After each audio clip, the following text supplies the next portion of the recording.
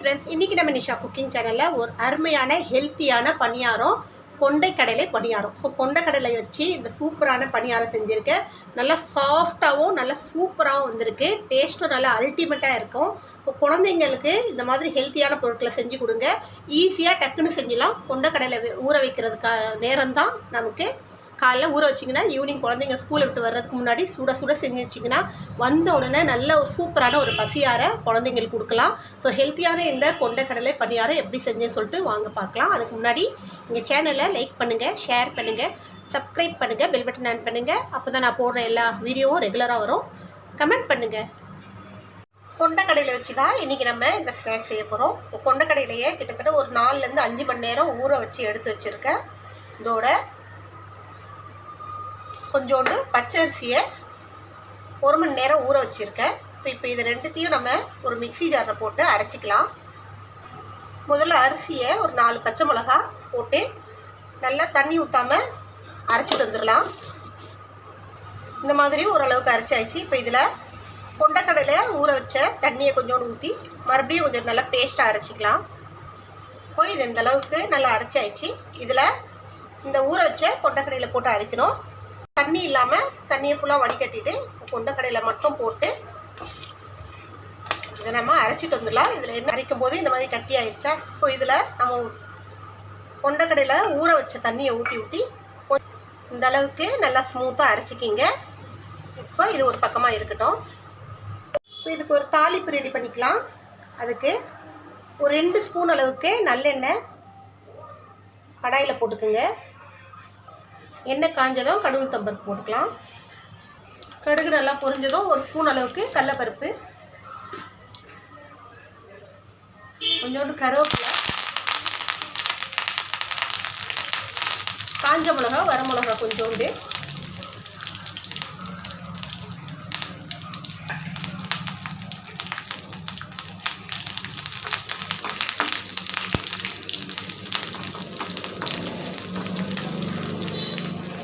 இதெல்லாம் நல்லா பொரிஞ்சதும் பொடியாக கட் பண்ணி வச்சுருக்க சின்ன வெங்காயம்.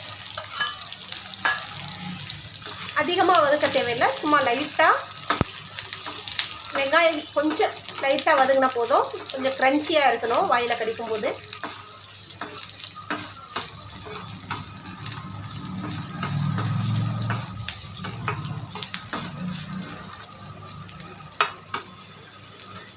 இந்த அளவுக்கு வெங்காயம் வதங்கினா போதும். ஸ்டவ் ஆஃப் பண்ணிவிட்டு துருவன தேங்காய் ஸ்டவ் ஆஃப் பண்ண பிறகு இதில் இருக்கிற சூட்லேயே கொஞ்சம் லைட்டாக வறுத்து எடுத்துக்கோங்க. இந்த மாதிரி மிக்ஸ் பண்ணி அடுப்பு ஆஃபில் இருக்கணும். தேங்காய் போட்ட பிறகு நம்ம அடுப்பு ஆஃபில் வச்சுட்டு தான் தேங்காய் போட்டு இந்த மாதிரி கிளறி விடணும். அவ்வளோதான், தாளிப்பு ரெடி ஆகிடுச்சு. இது கொஞ்சம் ஆறட்டும். மாவு இந்த மாதிரி ஒரு பவுலில் எடுத்துக்கோங்க. இதுக்கு தேவையான அளவு உப்பு போட்டுக்கலாம்.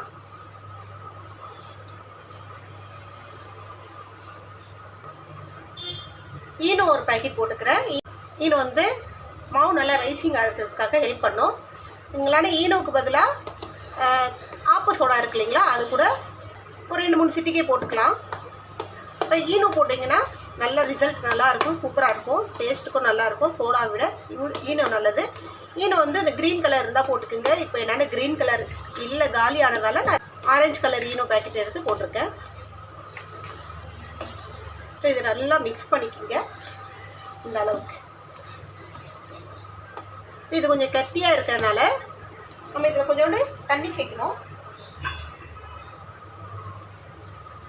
தண்ணி நான் கொண்டைக்கடலை ஊற வச்ச தண்ணியை இதில் சேர்த்துக்கிறேன்.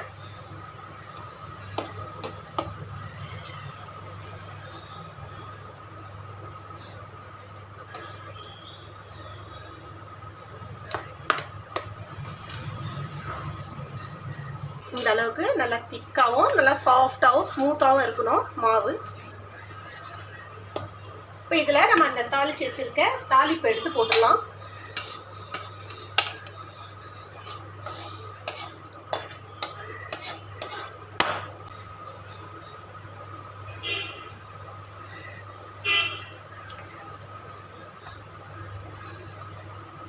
இதை மிக்ஸ் பண்ணிக்கிங்க. இது நல்லா மிக்ஸ் பண்ணியாச்சா, அவ்வளோதான். கூடமா அடுத்த ப்ராசஸ் பார்ப்போம். அடுப்பை பற்ற வச்சு அடுப்பில் ஒரு பணியாரக்கல் எடுத்து வச்சுக்கிங்க. அதில் எண்ணெய் ஊற்றிருக்கேன், அதோட கொஞ்சோண்டு நெய்யை சேர்த்து ஊற்றிக்கலாம். எண்ணெய் நெய் ரெண்டும் மிக்ஸ் பண்ணி இந்த பணியாரம் ரெடி பண்ணால் நல்லா டேஸ்ட் சூப்பராக இருக்கும்.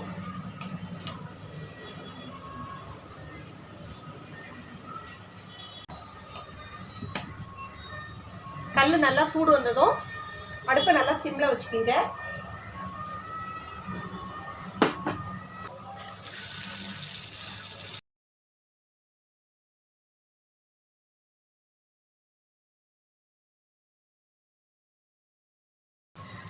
இந்த மாதிரி க்ளோஸ் பண்ணி விட்டுருங்க.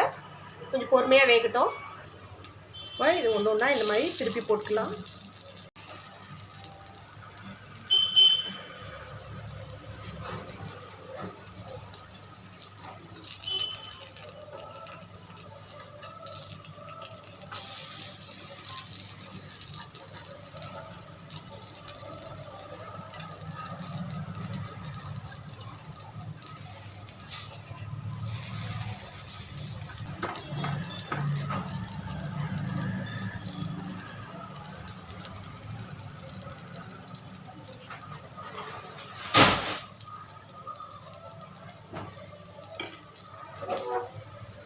வெந்ததும் ரெண்டு சைடும் நல்லா வெந்துருச்சு பாருங்க.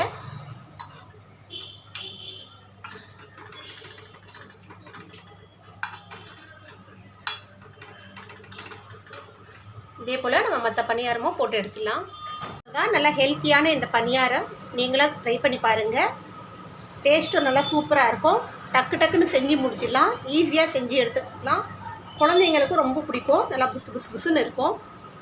பார்க்கவே தெரியும் உங்களுக்கு. நல்லா டேஸ்டியான, நல்லா சூப்பரான, ஹெல்த்தியான இந்த பணியாரம் நீங்களும் செஞ்சு தேங்காய் சட்னியோட டிப் பண்ணி சாப்பிடுங்க. அல்டிமேட்டாக இருக்கும். இன்னும் ரெசிபியோட உங்களை சந்திக்க வரை உங்களிடம் விடைபெறுவது உங்கள் நிஷா. எங்கள் சேனல் லாஸ்ட் வரைக்கும் பார்த்து உங்கள் அனைவருக்கும் மிக்க நன்றி. பாய்.